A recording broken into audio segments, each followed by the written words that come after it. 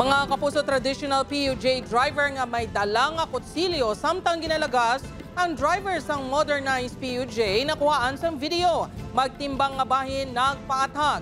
Ini ang gintutukan ni Kim Salinas. Viral ang nga video sang isa ka driver sang traditional PUJ nga makitaan nga naglaga sa driver sang isa ka modernized PUJ samtang nagauyat sang kutsilyo. Makitaan man ang daw pagsinggit sang konduktora sang modernized PUJ sa driver sang traditional jeep. Ini ang natabo sa Haro Plaza pasado alauna Lunes sang hapon. Nakilala ang driver sang traditional jeep nga si Romulo Trabucon. Samtang ang driver naman sang modernized PUJ amo si Mark Lagradante. Lunsay ang mga ini nagaruta sa Tagbak pakato sa Iloilo City. Suno kay Mark makapila siya ka beses kagin balabagan ni Romulo halin sa isa ka mall sa La Paz. Sang nag-abot sa Haro, diri na kagin palapitan sa ni si Romulo agod kumpurtahon dala ang tubo. Apang nakibot siya sang naghunos ang kutsilyo si Romulo. Gani giliyon ini nagbalagyo. Kundiin ko makadto didto man sa Japon. Doar pang aritargid ang tuyo ya sa akon. Hasta nagabtanay kami sa Haro Plaza. Sir, kunto ya, istorya man lang sa iya.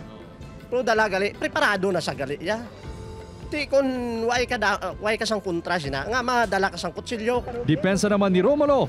Gincut siya ni Mark sa center line sa Luna Street malapit sa La Paz Market.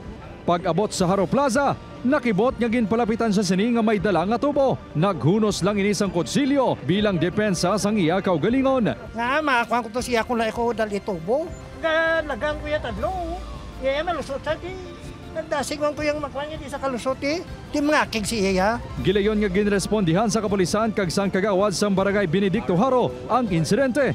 Nag-areglohan na man ang duwa. Gin-turn over naman ang kutsilyo ni Romulo sa kapulisan. Inareglok man sila, nagpasugot man sila, kagara man ng duwa ka pulis. Bungod sa insidente, ginpatawag sang Metro Iloilo Transport Service Cooperative ang ila driver nga si Mark kag ginwarningan. Nagpasa si Mark sang letter of explanation sa kooperatiba. Dapat hindi kayo magliwat sang muna. Samtang gabi butang sa Mayo. Padayon nga nagapahanumdom ang otoridad sa mga driver nga mangin mapinasinsyahon sa dalan agud malikawan ang mga insidente sang road rage. Upod Caramel Porquia, Kim Salinas, One Western Visayas.